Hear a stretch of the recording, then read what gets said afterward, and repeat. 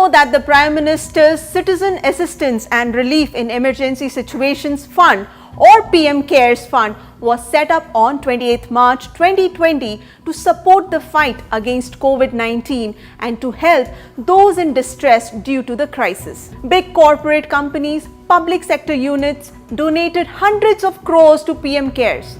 Many citizens, people like you and me, also donated our small savings to PM CARES in good faith since the Prime Minister is the chairperson of the PM CARES.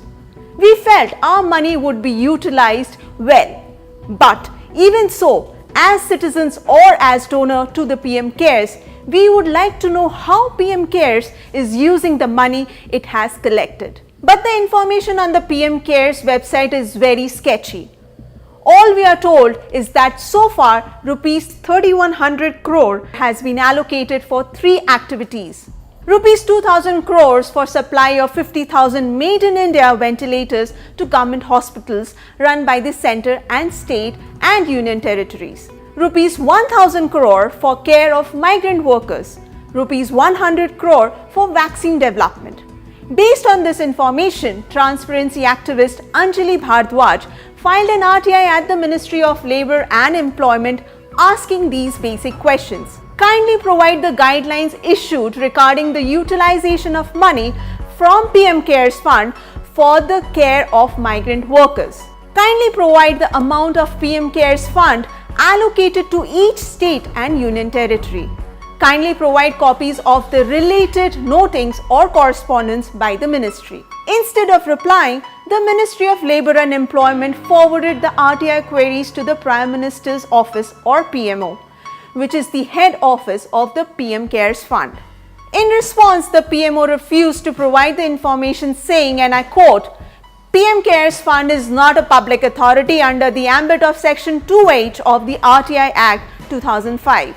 Which in other words means PM CARES is not a public authority because it was not established, constituted, owned, controlled or substantially financed by funds provided by central or state governments. In a similar case, RTI activist Neeraj Sharma asked the National Informatics Centre or NIC to provide certified copies of all communications or instructions received from the PMO for the registration and hosting of the domain pmcares.gov.in.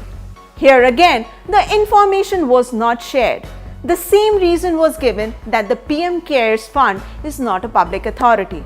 However, back in August 2007, the then Chief Information Commissioner or CIC, Wajahat Habibullah had clearly stated in one of his orders that if information is held by a public authority, it is obliged to share with a citizen under the Right to Information Act. And the fact that the Prime Minister's Office, the National Informatics Centre and the Ministry of Labour and Employment, all three are public authorities and so are bound to share information under RTI as per former CIC Habibullah's order.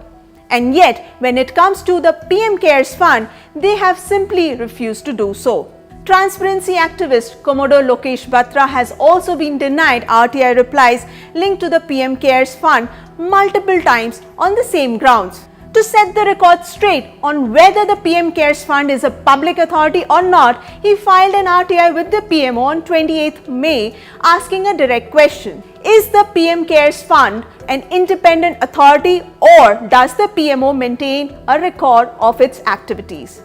When he did not get a reply within 30 days, Batra filed an appeal on the same RTI on 17th July.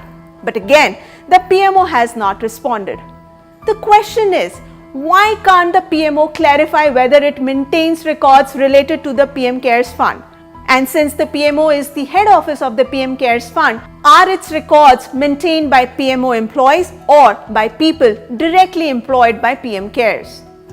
The point being, if the PMO does maintain records of the PM CARES Fund, then it is bound to share those records under the RTI Act. For some reason, we are getting no answers from the PMO, which raises the most pertinent question. Don't the citizens of India who have donated money from their small savings, don't they have the right to know exactly how their hard-earned money has been used by the PM CARES Fund?